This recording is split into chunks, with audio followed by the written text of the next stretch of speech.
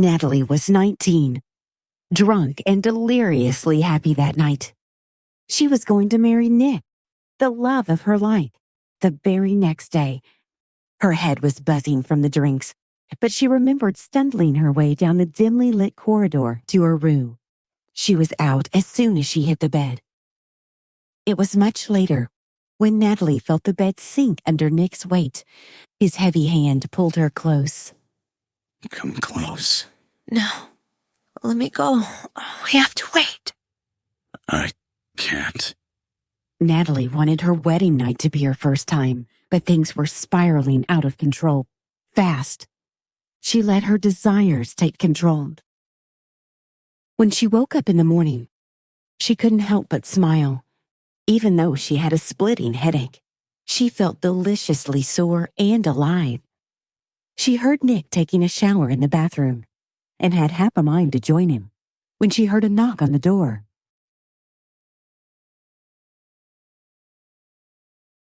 Who she saw on the door left her gasping for air. Nick? Natalie was dumbfounded. If Nick was here, who was in the shower? Who was the man she had mistaken for Nick last night? The mess in the room was evidence of what had happened there. Natalie didn't know how to explain and barely got a grip on her thoughts. How could she have lost her virginity under such strange circumstances? What should she do? She couldn't bear to stay in this room even a second longer. She hurriedly picked up her clothes from the floor and rushed home. But bigger surprises awaited her. How? How could you do that? Natalie's father, Tom, was furious. She knew she wasn't going to get any support from her family either. Her stepmother never liked her. She was truly enjoying Natalie's ruin. And her stepsister Cheryl, they were never really close. Nick was the only one who could have understood her. But her pleas fell on deaf ears. Natalie tried to explain, but even she couldn't understand how she could have mistaken the stranger for Nick. Was she really that drunk? Was this truly just an accident? Or was she missing a crucial clue? She had rushed out of the hotel in panic without even checking who the man was. And now she had no way to prove herself innocent. Nick, I need you. No, you don't. There will be no wedding. Natalie couldn't believe her ears. They had been together for 3 years and were about to get married. With a look of pure disdain, he turned around and strode off down the corridor. Natalie started panicking as tears rolled down her cheeks. It was so painful that she could no longer breathe. Cheryl, it's not my fault. Believe me. Please. I believe you, honey. For a second, Cheryl gave her hope before she brought out her wretched phone, and Natalie started to get her answers. She was set up. Her life was ruined by her own sister. Meanwhile, in his office at the Claire Group, Bryce was looking at his assistant with a malicious expression. He had just received proof that last night he was set up, probably by his business rivals. He was drugged and sent to a different room than the one he had booked for himself. The girl had been brought in the same room earlier that night, and she too seemed drugged. Under the influence, Bryce and that girl had lost their senses and couldn't suppress their desires. So, what do you do, Nat? Cheryl, I don't understand. Natalie was getting one shock after another. How did Cheryl get this video? Why was she doing this to her? How did you? At the party last night, Cheryl had secretly spiked Natalie's drink. When the drugs kicked in, she pretended to help Natalie to her room, but actually took her to someone else's room, telling her that Nick was waiting for her with a surprise. So later, under the influence, Natalie didn't suspect a thing and believed the man in the room was Nick. But why? Because I want to marry Nick. Natalie's world had fallen apart. Her stepsister was in love with her fiancé, and she was ready to go to any lengths to have him. Natalie was so angry that she couldn't utter a single word. Her whole body was trembling with fury. She rushed forward hysterically and wrapped her hands around Cheryl's neck. Hearing the commotion, her father rushed out angrily. Girl was hers! Set me up! How dare you accuse my daughter of anything? You're just as wild as your mother was. Unable to bear the pain any longer, she was on the verge of tears. From now on, she's no longer my daughter. What? Dad, what? Natalie's father was easily influenced by her stepmother. He was an egoistic man, and he was deeply embarrassed when Nick canceled the wedding. He told Natalie to pick up her stuff and leave the country immediately. Natalie thought of her mother and her childhood, but no matter how hard she wished, she could never return to that time. Cheryl continued to pretend that she was innocent and gloated as she watched Natalie get kicked out of her house in a sorry state. Bryce told his assistant to go and check the identity of the woman who was in the room, but the assistant couldn't find her because at the same time, Natalie was being sent away. Natalie didn't even stay a night before she was packed off and sent out of the country. She had been exiled without knowing when she could return. She had lost everything in one night. From now on, she was on her own and alone in this world. But one question kept nagging her. Who was the man she had slept with the night before? 9 years had passed since she had been exiled, and in all that time, she hadn't made even one phone call to her family. All her feelings had been erased on the day she was thrown out. Her father treated her like she was dead and as if he couldn't care less about it. But last night, she had received a call from him asking her to come back. He didn't give any reason. He just said it was urgent now. She was on her way home, but this time she wasn't alone. Lost in her thoughts, she suddenly heard a lovely, gentle voice beside her. Mom, hurry up! It was Liam, her son, her most precious treasure. Only after she left the country did Natalie realize that she was pregnant. Although she was all alone, Natalie decided to raise him on her own. Liam had never known who his father was. Now that Natalie was going back, she had decided to find that man after all. Here you go. You'll be fine the first class. Come on, I'm sorry. Are you serious? Is this an airplane or kindergarten? I'm sorry, what?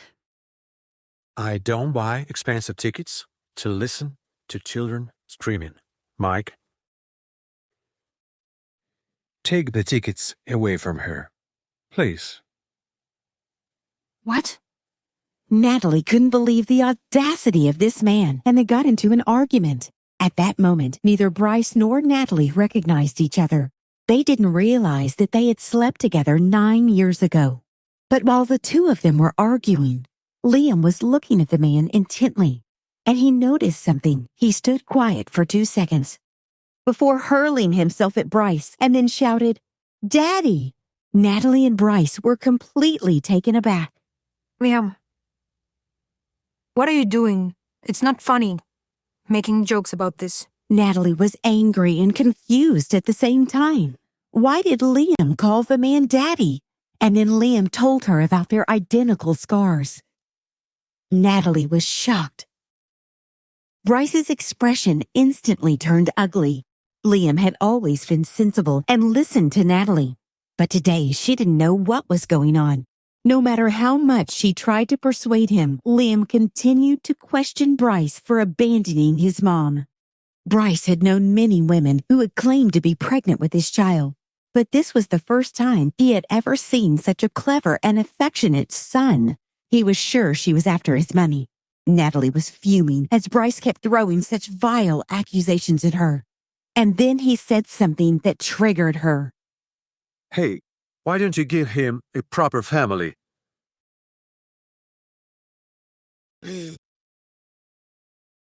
Don't you dare tell me and my son how to live our lives. Liam, come on. Natalie ignored the fuming man and went on her way. No woman had ever put Bryce in his place before. They were all infatuated with his strength and authority. But for the first time, he had met his match, and he was amused by her. Natalie didn't understand why Liam had called him Dad. It was their first meeting after that night. But they had no idea that their fates were already intertwined.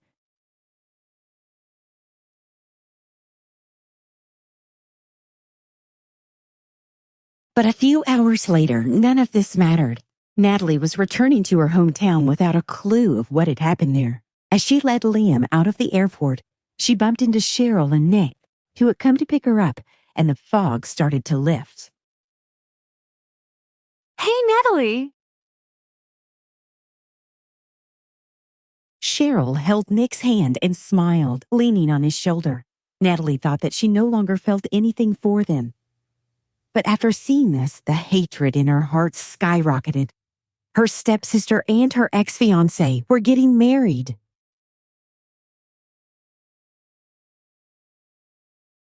Mister, you forgot your wallet. Did it fell out? Or maybe you pulled it out? Before Nick and Cheryl could humiliate them further, Natalie jumped in to say that Liam was her son. Their shock was evident. Cheryl had countless questions in her mind. She hadn't even heard that Natalie was married, so where had he come from? Wait. Don't tell me you gave birth after you cheated on Nick. The moment she finished speaking, Nick, who had been standing beside his fiancé without saying anything, called Liam illegitimate. Natalie almost couldn't believe that this man standing in front of her, calling her son illegitimate, was the same person she had loved back then. After 9 years, she had discovered that their relationship was only worth this much. The slap was loud and clear. If you say that again, you'll get a second one. It goes for you too. Fraud. Gerald's face turned red on being called a fraud. How dare you? Do you think that because you're a woman, I won't do anything to you? Don't touch my mom. Nick was already furious, but now his rage increased. Liam tried to push Nick away, but he was too small. But Bryce had seen what was happening, and he could not stop himself. Darling, there are you. I've been looking for you everywhere. I was getting worried. Dad! When Liam saw Bryce, he hugged him excitedly. Natalie hadn't expected the man who had been so rude to her to actually help her. When Liam said Daddy, both Nick and Cheryl froze. They had thought Liam was illegitimate, the son of Natalie and that other man. They hadn't expected her to actually find a man abroad, let alone one who looked rich and important. The two of them looked at each other and were suddenly at a loss for words. Natalie didn't know why he was helping her, but she took his cue and grabbed his arm. Nick gritted his teeth as he watched Natalie grab the man's arm and get into his car. It was too much for him to bear. Cheryl stood at his side, her face filled with undisguised jealousy as she looked at the man's car. She was extremely angry. How had Natalie gotten involved with such a man? Bryce stared out of the window with a cold expression. He seemed to be deep in thought until he heard Natalie's words. Thanks for your help. I just don't like what those two were saying, that's all. Liam, who was sitting next to her, once again thanked his daddy for helping them out. Natalie shushed him. She didn't know why he believed this man was his father, nor did she know how to explain Bryce's actions. She explained to Liam that this man had only stepped in to stop those mean people from bullying them. But Liam wasn't backing down. To have a baby with a woman, at least she needs to be attractive. These words stabbed Natalie's sore spot and her expression hardened. She had been grateful to him for saving her. But now it seemed there was no difference between him and Nick. Stop the car. Stop the car, please. She didn't want to say anything else. Bryce looked at her in confusion. When the car stopped, she got out, removed their luggage, took $100 from her wallet, and threw it on the car seats. It's for the taxi. Thank you for your help. I hope I never see you again. She took Liam's hand, pulled the suitcase and strode off, not giving Bryce any time to react. He looked at the $100 bill she had thrown at him and squinted his eyes dangerously. When was the last time a woman had spoken to him so bluntly? Usually, women didn't dare to get angry with him, not even when he was being rude to them. He gritted his teeth and gestured to the driver to drive. Natalie didn't go straight to the family home after getting out of Bryce's car. Instead, she took a cab to another place.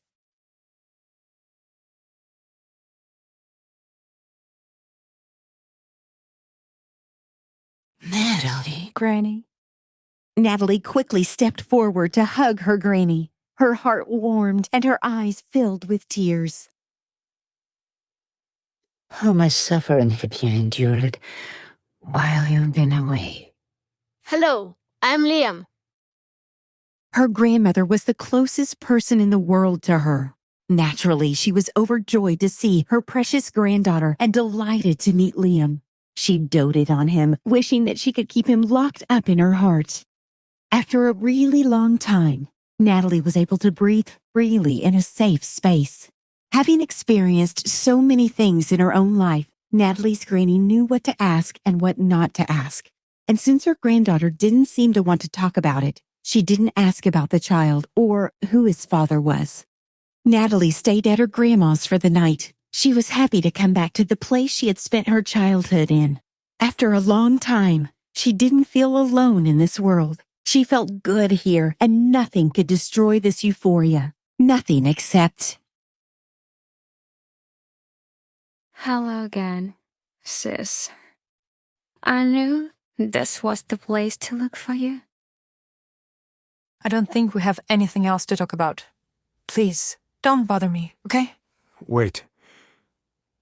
We didn't really want to come here. Yeah, Daddy asked us to come. He wants to see you right away. She didn't want to have anything to do with her family anymore, but she still hadn't made this clear, so she needed to talk to her father face to face. Liam! On the way to the family mansion, none of them said a word. It was clear that Cheryl hadn't come here on her own initiative. She still deeply hated Natalie and didn't want to see her. The car soon arrived at the family home. Natalie saw that the yard was pretty much the same as it had been when she left, but the situation was different now. She could no longer face these people with a calm demeanor as she had before. As soon as she stepped into the house, her stepmother came hurrying over, putting on a warm and gentle expression. How was the flight? Are you hungry? I know you don't like me, so you shouldn't act like you do. Is that a way to talk to him, Ma? Tom's sullen voice came from the living room. For the past 9 years, they hadn't cared about her in the least, but now they were showing all this enthusiasm. I've sent you out of the country to think about your behavior. Instead, you've brought some strange kid here. Hello, I'm Leah.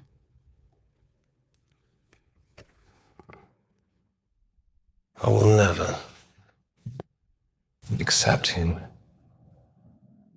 as the part of the Davidson family.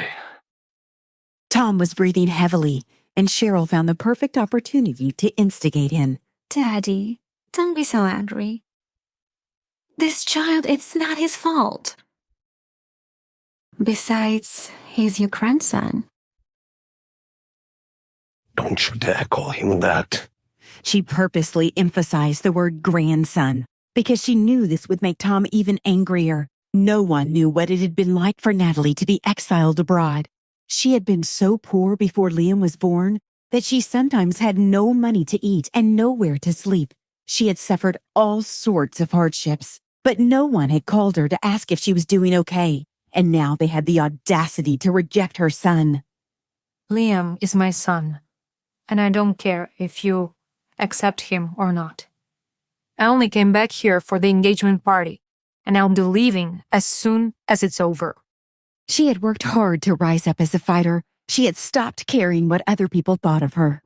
Natalie was expressionless as she looked at her family. The bitterness in her chest bubbled up, but she forced it back down. She had thought her father might react like this. But when she saw it in person, she couldn't help but feel pain. She had no feelings about all this but disgust, so she casually agreed and then turned around and left with Liam. She left the home that she had lived in for 20 years without a shred of nostalgia. But on the way out, she was stopped. Natalie, please wait. What? What do you want from me? Did you come here to insult me even more? All this while, Nick hadn't taken his eyes off Liam. He was clearly affected seeing Natalie in the arms of another man yesterday. After all, they had been together for many years before Nick decided to call off the wedding. He still somewhere had feelings for her. I just want to ask you something. Okay? What did you mean when you called Cheryl a fraud yesterday? What? She hadn't thought he would remember the words she had used in anger. You the fraud. You cheated on me behind my back. Are you done? Now you listen to me. She didn't wait for him to stop talking, but frowned and cut him off. When she spoke, she became so enraged that her chest felt tight. I had been set up, and you just walked away. You didn't give me an ounce of trust. The man she had thought she loved, the one she had been willing to spend the rest of her life with, had chosen to leave when she had needed him the most. So stay with your Cheryl now. You both deserve each other. With that, she turned her back on Nick and prepared to leave. At that moment, Nick realized that there was something strange about what she was saying. He reached out to grab her wrist and asked anxiously, What do you mean? You were set up.